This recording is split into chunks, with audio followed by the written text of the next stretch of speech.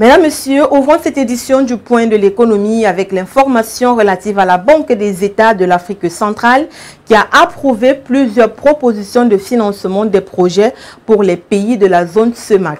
C'était au cours de son conseil d'administration qui s'est tenu le 16 mai dernier. 60 milliards de francs CFA, c'est le montant qui sera investi dans les projets qui ciblent l'agriculture et l'agroalimentaire, le transport aérien ainsi que les services financiers. Bien que la répartition de l'enveloppe par pays n'ait pas été dévoilée dans le communiqué final publié par la banque, on sait néanmoins que les investissements dans le domaine de l'agriculture et de l'agroalimentaire visent à moderniser les infrastructures agricoles, à promouvoir les pratiques agricoles durables et à soutenir les PME actives dans le secteur. L'objectif est de contribuer à la sécurité alimentaire régionale, à la croissance économique et à la création d'emplois. Dans le domaine de transport aérien, les fonds permettront de moderniser les infrastructures aéroportuaires, d'améliorer la sécurité et l'efficacité des opérations aériennes, ainsi que de soutenir le développement des compagnies aériennes, tout en favorisant la mobilité des personnes et des biens et stimulant le commerce régional.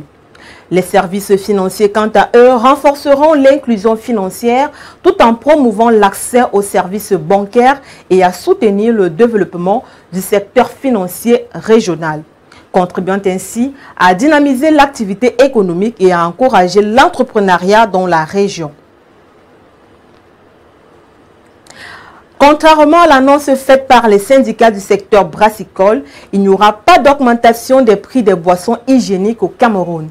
Après plusieurs réunions et communiqués pour concertation, il est ressorti le 16 mai dernier que les prix homologués resteraient inchangés. Les discussions intenses qui ont duré près de 4 heures ont révélé de profondes difficultés rencontrées par le secteur, appelant à la restructuration du secteur brassicole dans sa globalité. Au cours de cette rencontre à laquelle ont pris part les représentants du syndicat national des distributeurs de boissons hygiéniques au Cameroun, du syndicat national des exploitants des débits de boissons du Cameroun, la présidente du Conseil national de la consommation, des représentants des associations de défense des droits des consommateurs et du ministère de l'administration territoriale, le ministre du Commerce a insisté sur la nécessité urgente de cette réorganisation, prenant en compte les enjeux de la libéralisation prochaine du secteur du commerce dans le contexte de la zone de libre-échange continentale africaine, en abrégé ZLECAf. Les distributeurs, quant à eux, ont exprimé leurs préoccupations concernant les charges supplémentaires auxquelles ils sont confrontés, tandis que les détaillants ont soulevé les problèmes de disponibilité des produits et d'une fiscalité pesante qui impacte leur activité. Le ministre a mentionné l'importance de traiter ces préoccupations avec les administrations compétentes lors d'une prochaine réunion élargie prévue dans un mois. Car le volet des prix n'est en effet que la résultante de nombreux autres facteurs et ne saurait donc être traité de façon isolée. En attendant, il a été décidé que les prix homologués resteraient inchangés, une décision qui a été saluée par les consommateurs. En Conseil des ministres le 16 mai dernier, le Premier ministre Ousmane Sonko a pris une série de mesures visant à réduire le coût de la vie dans le pays. Parmi ces mesures, la réduction des coûts des denrées alimentaires telles que le riz brisé non parfumé, le pain, le sucre cristallisé et l'huile. Il faut dire que ces mesures envisageables du Premier ministre font suite aux consultations auprès des représentants des producteurs, des commerçants, des transporteurs ainsi que des associations consuméristes. Lors de ce conseil, le Premier ministre a informé les ministres de la finalisation par les départements ministériels de leur plan d'action d'urgence. Le président de la République a invité les ministres à en assurer l'exécution diligente sur la base des ressources disponibles qui leur seront notifiées par le ministre des Finances et du Budget. Toujours au Sénégal, la renégociation de certains contrats miniers, pétroliers et gaziers pourrait rapporter plus de 700 milliards de francs CFA par an. Cette somme servira à financer d'importants projets au profit des populations. Il faut dire que c'est par cette renégociation des contrats miniers, gaziers et pétroliers que le président Bassirou Diomaye Faye est en train de concrétiser ses promesses faites lors de sa campagne électorale. Notons que la Société pétrolière nationale du Sénégal a annoncé l'arrivée d'une unité flottante de production de gaz.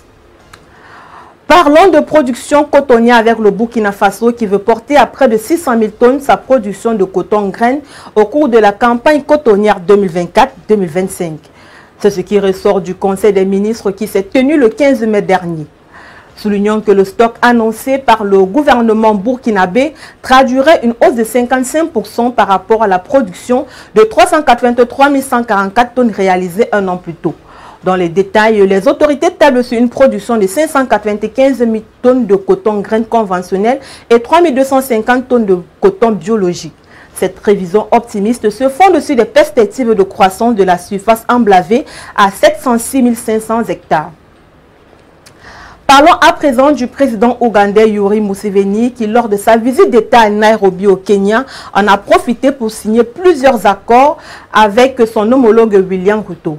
Selon le communiqué conjoint publié le 16 mai dernier par le gouvernement ougandais, ces accords couvrent les domaines de la diplomatie, du service public, de la jeunesse, du sport, de l'éducation, des PME, de l'égalité des sexes ainsi que le transit de produits pétroliers. Durant cette visite, les deux chefs d'État ont réaffirmé leur engagement à développer la coopération dans les secteurs clés des transports, des infrastructures, du commerce, de l'immigration, de la sécurité et de la lutte contre le terrorisme. Ils ont souligné l'importance du commerce pour la croissance économique de leurs pays respectifs et ont insisté sur la nécessité de surmonter les barrières non tarifaires qui entravent les échanges commerciaux. Ils ont appelé à la mise en œuvre complète des protocoles de l'Union douanière et du marché commun de la communauté de l'Afrique de l'Est en éliminant les quotas sur certains produits. Mesdames, Messieurs, c'est ici que se referme cette édition du Point de l'économie. Merci de l'avoir suivi. Les programmes se poursuivent sur Reflet d'Afrique Télévision. Bon week-end à tous.